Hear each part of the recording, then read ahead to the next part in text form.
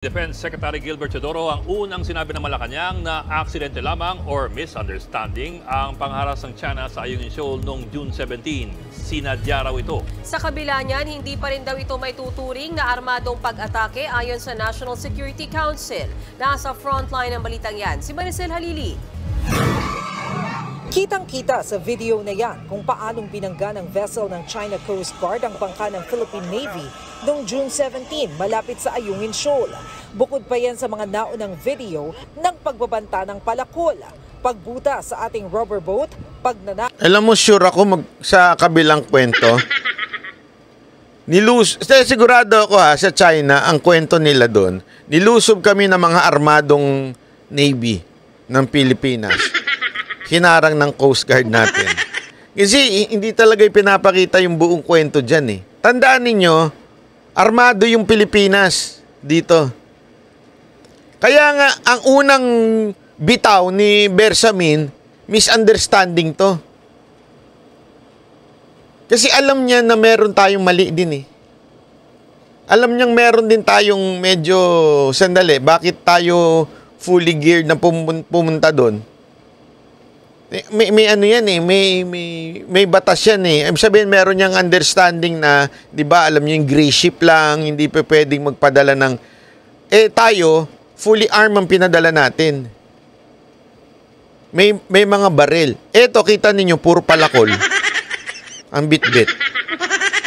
Kaya nga kita mo, hindi sila isipin nyo to if we are on the right track, na tayo talaga yung inapi, sila talaga yung mali, ginawan tayo ng violente, bakit hindi tayo makahingi ng tulong?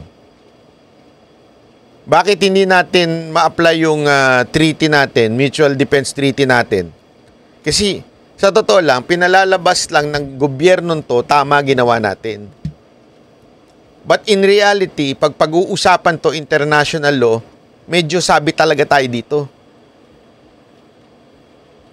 Isipin nyo na, a simple logic nun, bakit hindi tayo i-apply na dito yung mutual defense treaty natin with America? Kasi may sabi tayo dito eh. Sa totoo lang at paggamit ng tear gas. Nang malalimang imbestigahan ng Girian, binawi ng Administrasyong Marcos ang nauna nitong pahayag na misunderstanding o aksidente ang nangyari. Well, you know, this was probably a misunderstanding or an accident. Yan yung unang pahayag. Accident, misunderstanding. Medyo kumabig. Biglang, sandali. Hindi pwedeng ganyan. Manggagalit si Uncle Sam. Sabi nito ni Gibo. Not yet ready to classify this as an armed attack. It was not a misunderstanding. Patawa sila, no? Hoy, may group chat. Mag-group chat kayo. Mag-usap. Hindi kayo nag-uusap. Kaya nga daw sabi ni Bersamin, hindi ito considered as armed attack. You know why? Hindi naman talaga eh. Hindi naman armed yung kalaban eh.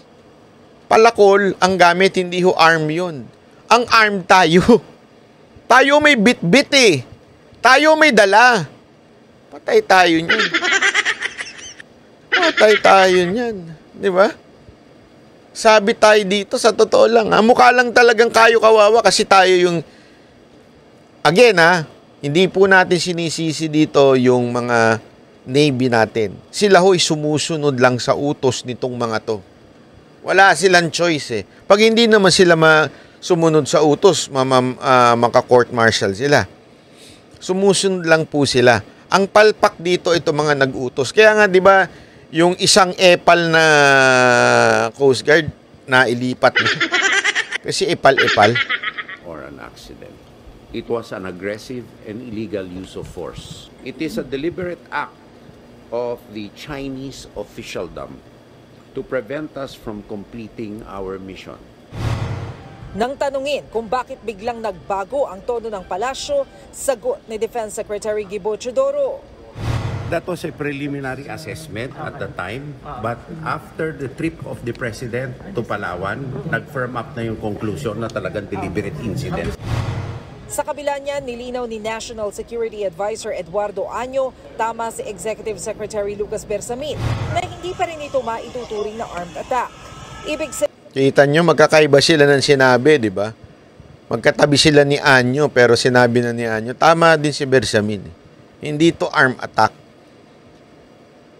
Hindi matuturing na armed attack to. O, ang sinasabi ni Gibo, ano sinasabi niya?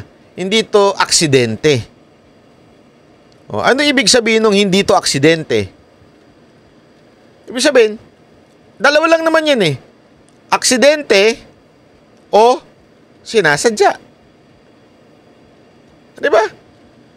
Ganun lang kasimple yun. Sa banggaan sa karsada, it's either aksidente o sinadya mo na banggain. Ganun din dito. Sabi ni Gibo, hindi ito aksidente. Sinadya. Tama, mali. O ngayon, sabi ni Año, nakatabi ni Gibo, tama si Bersamin. Hindi ito armed attack. Ibig sabihin, hindi ito sinadya. So, in other words, iba rin na sinasabi ni Año sa sinasabi ni Gibo. Akala ko ba, ito'y atake, sinadya. Mukhang ng lolo. Nagkakaano tayo dito. Mukhang may kanya-kanya ho tayong bersyon.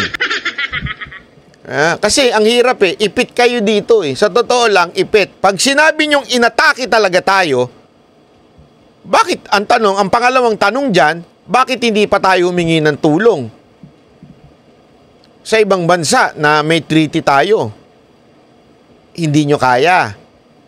Bakit? Kasi alam nyong hindi mali yung ating ginawa. Yun ang punto dito. Kaya hindi tayo makahingi kasi may sabi tayo dito. Ay, nako.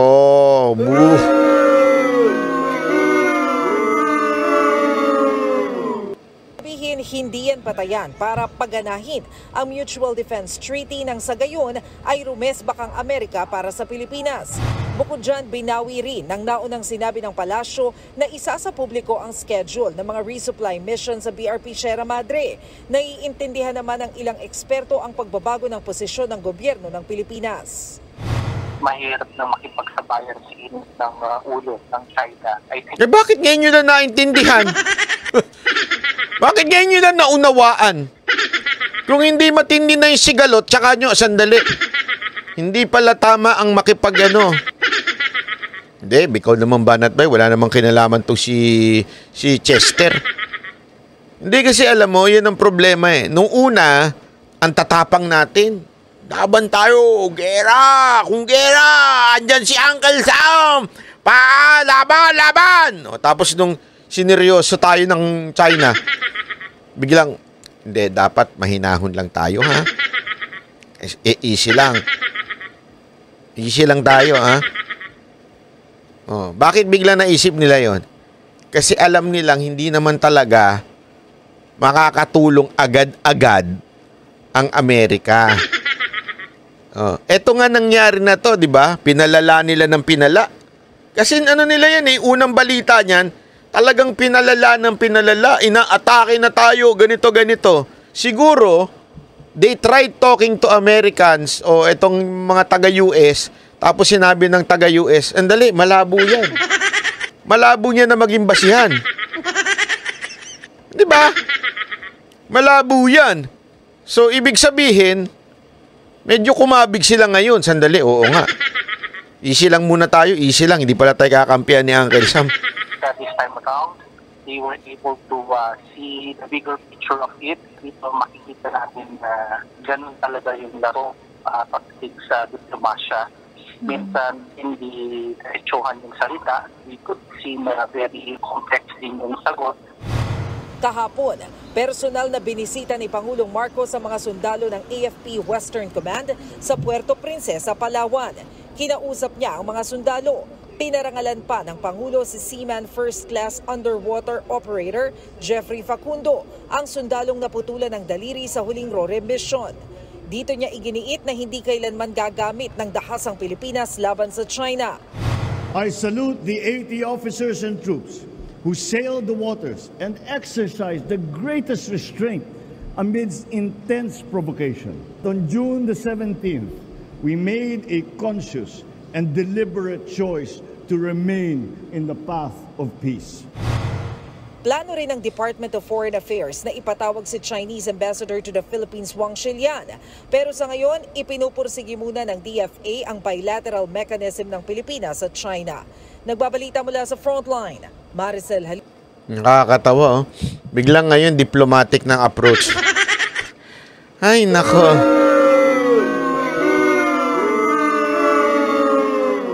Biglang kabig kayo. Pagkatapos yung pag-initi ng ulo ng mga Pilipino, biglang kabig kayo ngayon. Na, hindi, we'll just do diplomatic. Kaya ang tagal ng dami nagsasabi sa inyo niyan eh. Diba? There's no other way but diplomasya.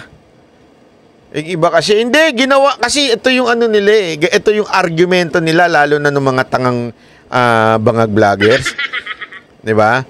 Hindi, bakit? Ginawa na natin yan kay Duterte. May nangyari ba? Bakit? Doon na, paulit-ulit naman. Inuulit din naman ng China. Hindi nila alam. Nung diplomasyang pinaiiral natin dyan, nakakangisda yung mga kababayan natin. Malaya. Ngayon, dahil sa kaipalan ni Tariolo, ni Trililing, hinayaan niya yung mga civilian dyan na pasigaw-sigaw na atin to, pang-asar,